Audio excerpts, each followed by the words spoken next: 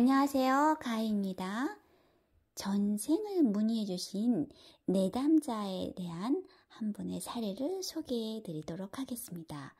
또한 이분의 미리도 함께 리딩해 보도록 하겠습니다. 이분은요, 전생에 노비였습니다.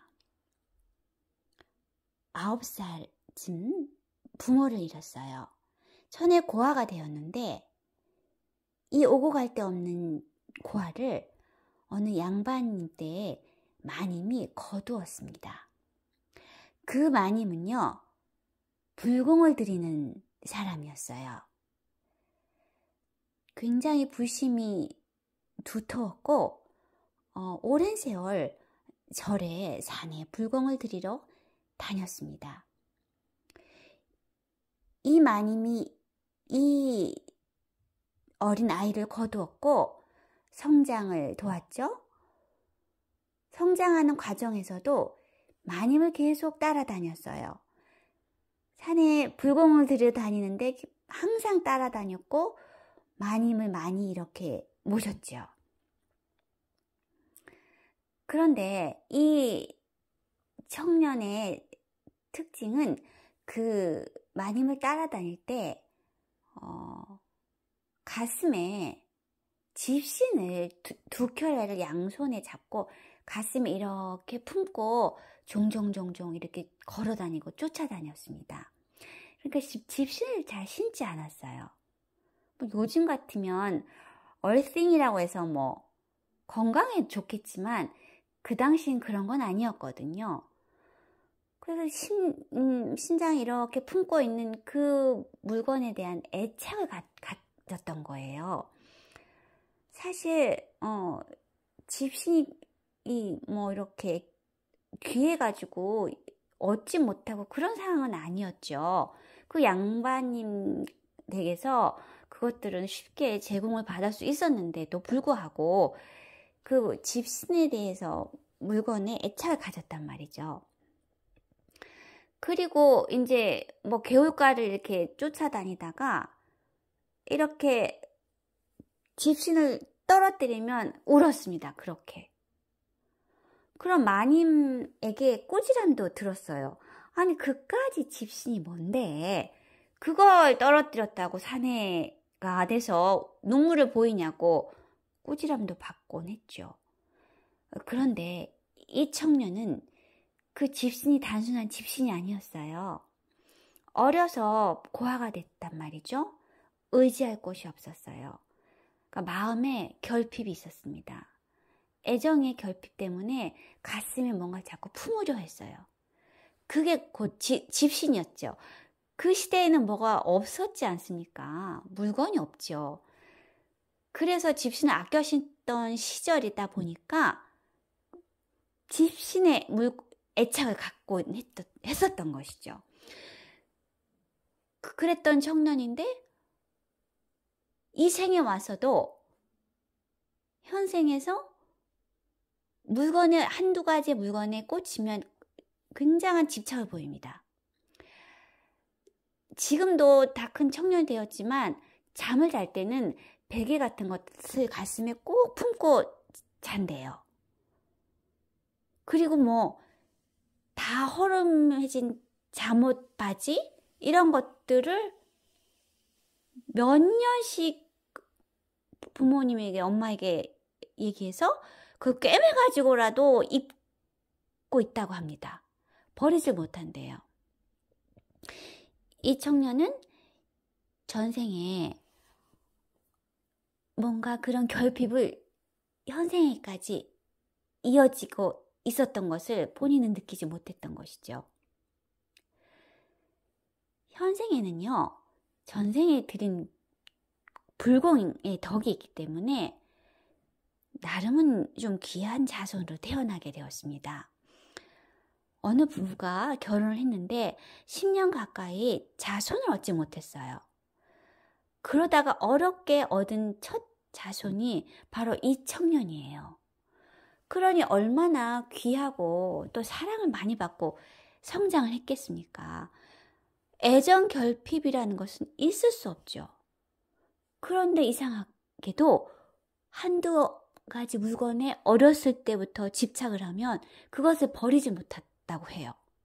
그리고 지금 다 커서도 비슷한 현상을 보이고 있고, 아니, 잠옷 바지를 나름 그래도 뭐 큰 어려움 없이 부모의 지원을 다 받고 자란 청년이 버려도 몇 번을 버렸을 그런 바지를 집착을 하면서 못 버린다는 것이, 그것이 어떻게 현생에서만 가지고 설명할 수는 없는 것이죠.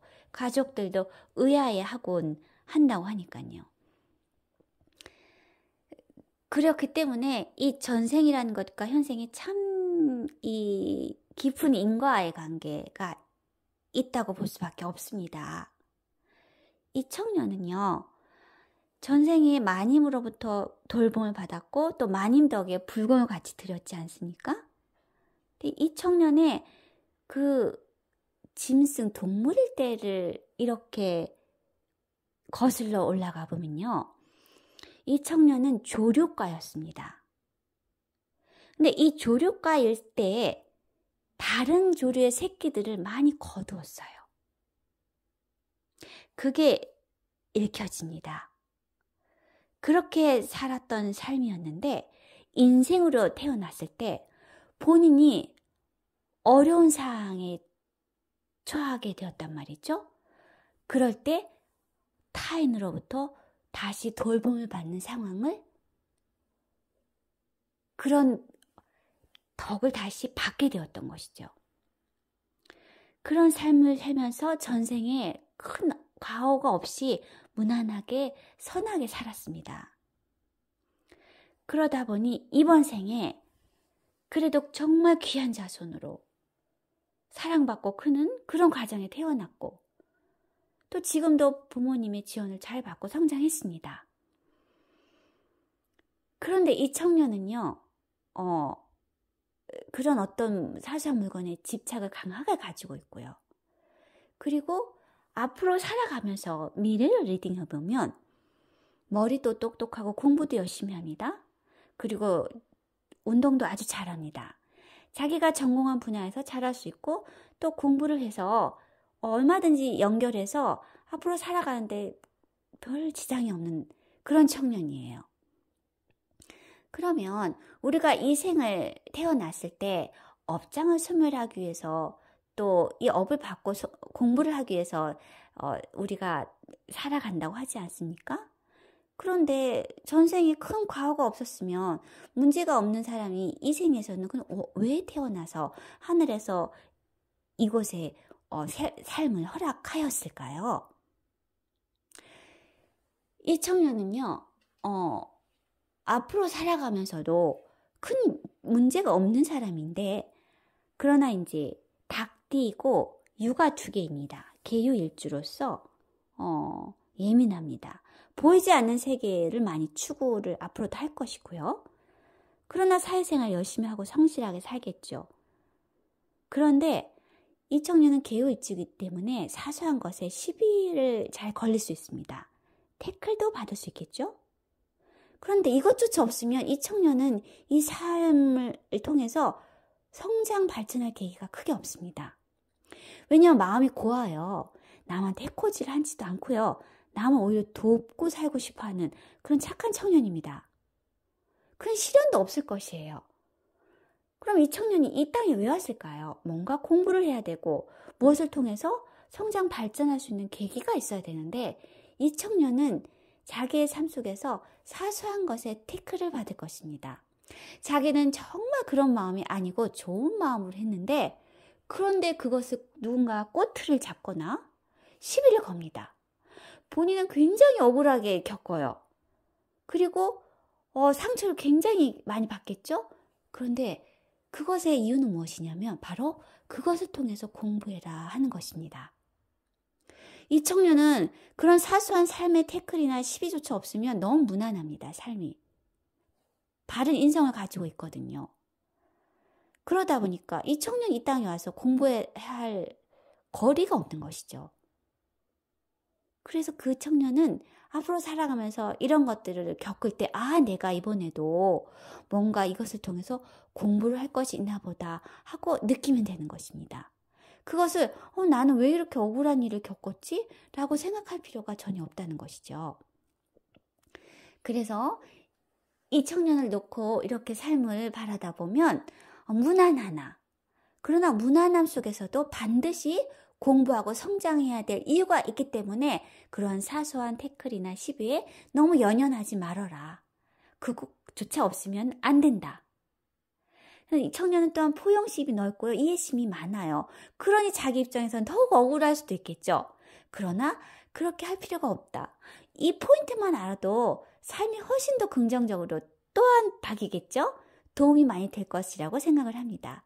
그리고 그 전생을 놓고 볼 때도 이렇게 자기가 삶을 사는 것이 선업을 살고 쌓고 또 남한테 해를 주지 않는 것이 얼마나 중요한가. 또한 그것도 어떤 포인트가 재밌냐면 이렇게 전생의 어떤 그 결핍이 현생에서도 무의식 속에 자리 잡고 있다는 것. 좀 재미있는 리딩을 해보게 되었습니다.